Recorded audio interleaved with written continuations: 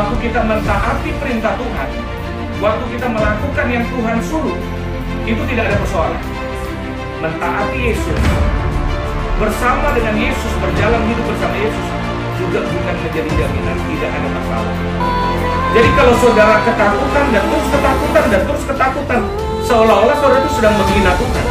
Puji Tuhan, dalam masa karantina saya dan istri di hari yang ke-6 di Korea ini, saya bersyukur karena dianugerahkan Tuhan boleh melayani penyampaian firman Tuhan dalam ibadah yang penuh berkat untuk saudara-saudara yang ada di Lapas Kriminal Cipinang, Jakarta.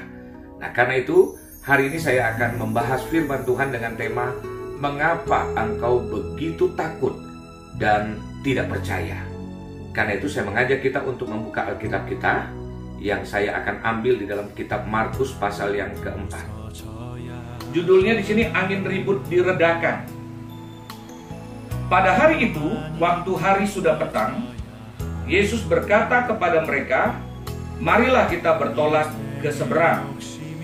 Mereka meninggalkan orang banyak itu lalu bertolak dan membawa Yesus beserta dengan mereka dalam perahu di mana Yesus telah duduk, dan perahu-perahu lain juga menyertai dia.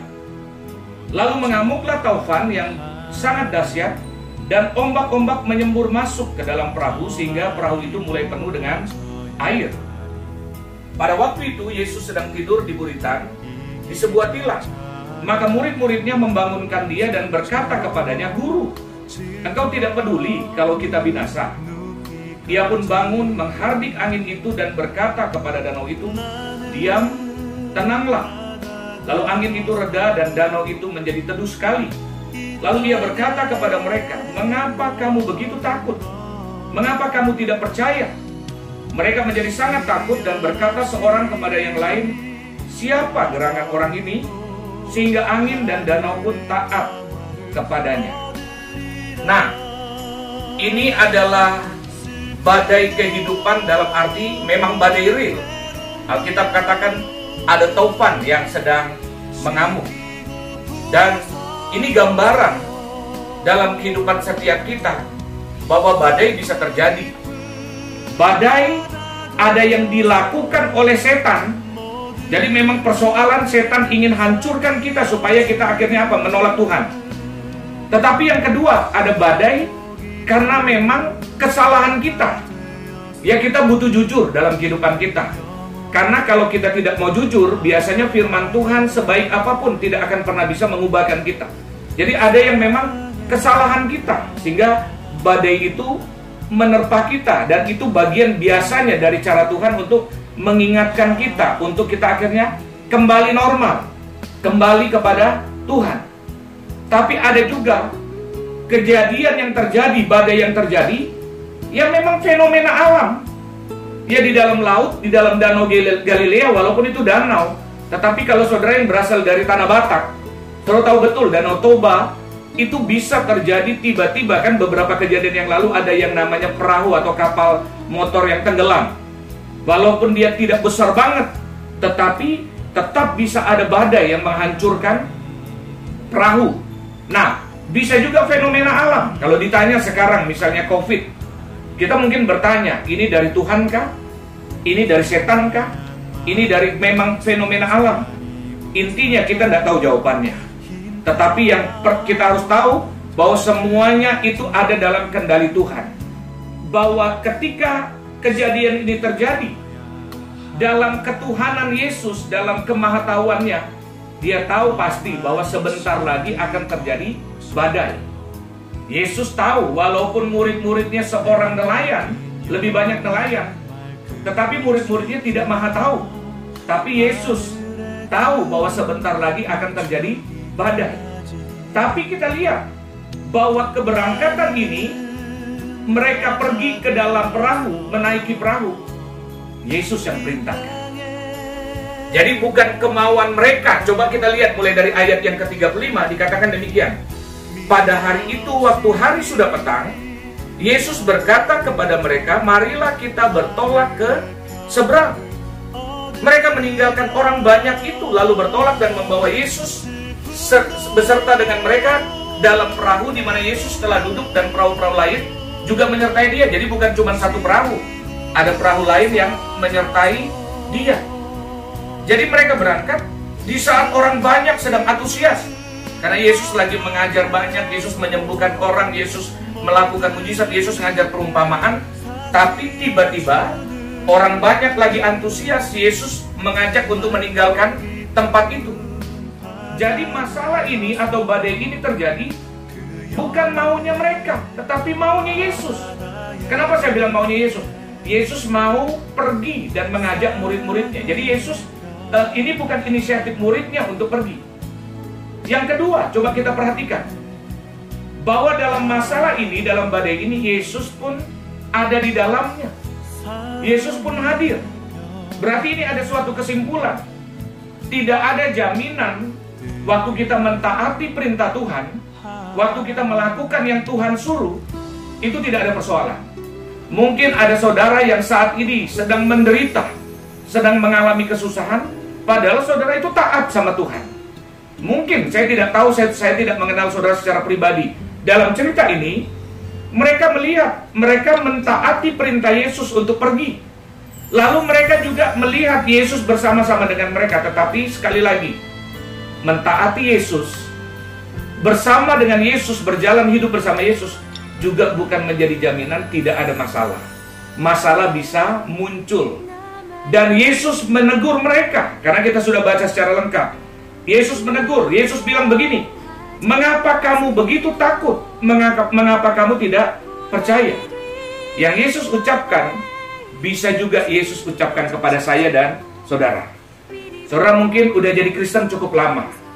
Saudara mungkin saat ini saudara udah bertobat setelah saudara ditahan.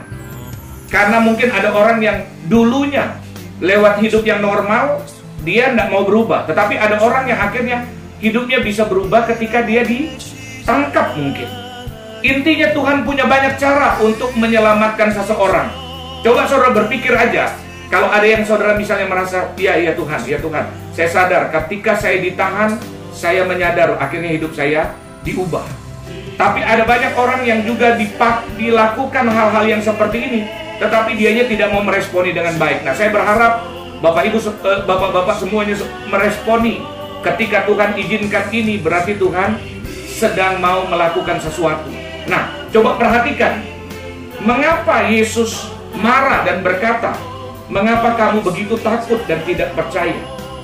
Apakah Yesus lelah? Lagi tidur dibangunin, Yesus marah. Apakah Yesus merasa dia bos?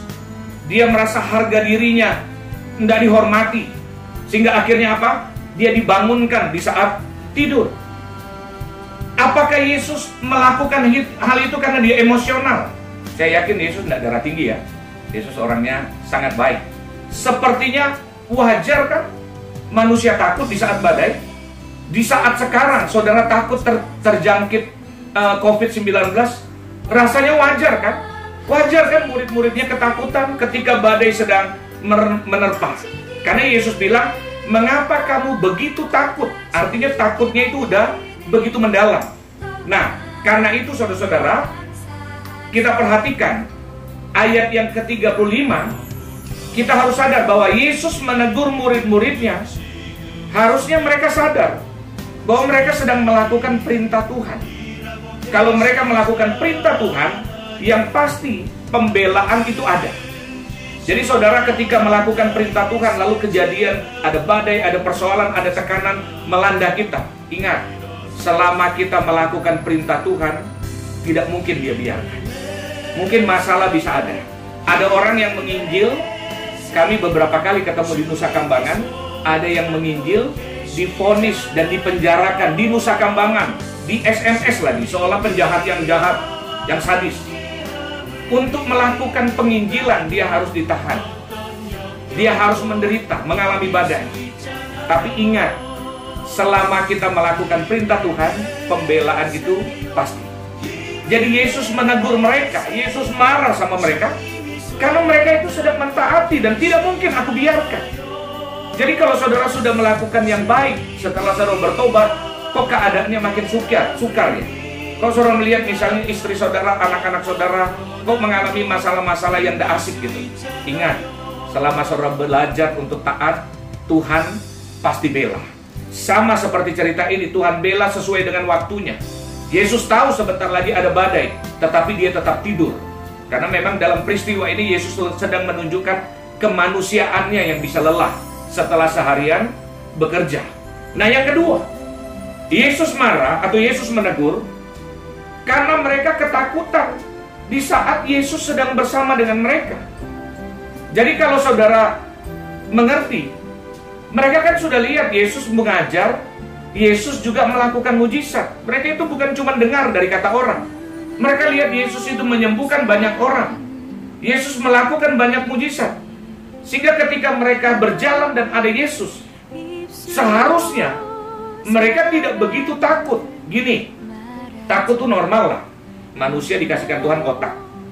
Kita takut, kita bimbang, kita khawatir, itu normal. Saya tidak mau bilang itu sesuatu yang aneh. Tapi begini, Yesus tuh ngomongnya begini, mengapa kamu begitu takut? Artinya apa? Kita takutnya udah berlebihan. Jadi kalau saudara ketakutan dan terus ketakutan dan terus ketakutan, seolah-olah saudara itu sedang menghina Tuhan. Karena kan Tuhan ada, kalau kita sadar ada Tuhan menyertai kita, kita harusnya ketika takut lalu kita munculkan iman kita.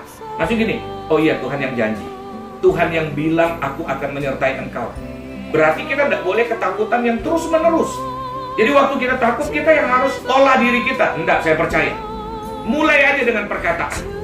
Kenapa? Karena murid Yesus itu ngomongnya kurang ajar.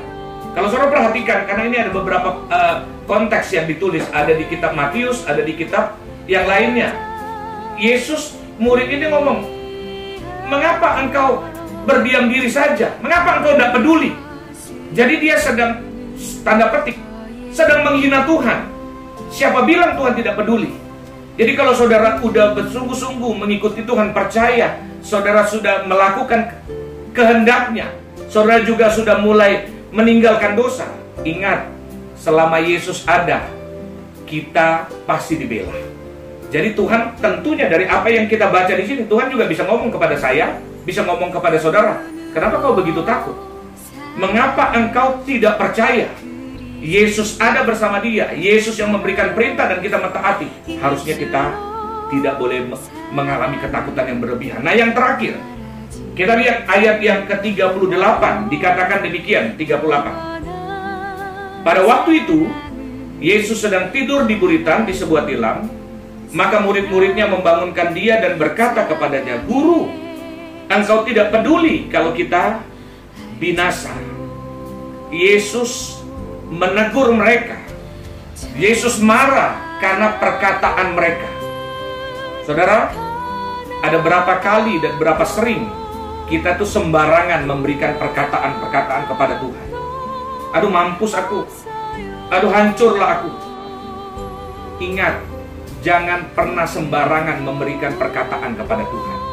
Tuhan, kau tidak peduli. Tuhan, terlalu berat. Kalau saudara tidak mengenal Tuhan, oke. Tapi kalau saudara mengenal Tuhan, ayat Alkitab bilang pencobaan-pencobaan yang kamu hadapi, itu adalah pencobaan biasa yang tidak melebihi kekuatanmu. Jadi kalau saudara mendapatkan masalah ini, mungkin berat. Saudara dulu udah biasa tidur di AC, misalnya. Saudara dulu dapat fasilitas yang nyaman. Untuk pertama kali misalnya, saudara bisa menyesuaikan diri dengan lingkungan yang baru aja, saya yakin itu tidak mudah. Tetapi kok sekarang saya bisa ya? Lalu ada banyak pertolongan Tuhan. Mungkin saudara tidak ceritakan secara lengkap. Tapi ingat, kalau Tuhan sudah pernah bela, Tuhan sudah pernah tolong, perhatikan perkataan kita. Karena Alkitab bilang hidup dan mati dikuasai oleh lidah. Karena itu Yesus menegur. Karena kalau kita udah kenal Tuhan, tidak boleh sembarangan kita mengumpat, melakukan sesuatu, memperkatakan sesuatu yang seperti menghina Tuhan. Jadi akhirnya murid-murid Yesus ditegur Tuhan karena perkataan yang sembarangan tentang Tuhan. Dan Tuhan melakukan mujizat sejahat apapun, sekotor apapun, sejelek apapun. Walaupun mereka takut, mereka tidak percaya, mereka memperkatakan perkataan yang buruk, Yesus tetap menolong mereka. Hal yang sama, kalau saudara mungkin kecewa, marah sama Tuhan, hari ini, kalau saudara pernah mengalami kebaikan Tuhan, saya dorong saudara, saudara bilang sama Tuhan, Tuhan kalau kata-kata saya atau saya sedang takut yang berlebihan, saya minta ampun. Karena ingat, Alkitab yang kita baca itu bukan tulisan aja, tapi dia adalah kehidupan, tulisan yang hidup. Dia adalah kebenaran yang dialami murid Yesus, tetapi juga bisa dialami oleh kita dalam kasus yang berbeda. Karena itu, saya mengajak kita bangkit berdiri. Yesus, ku percaya.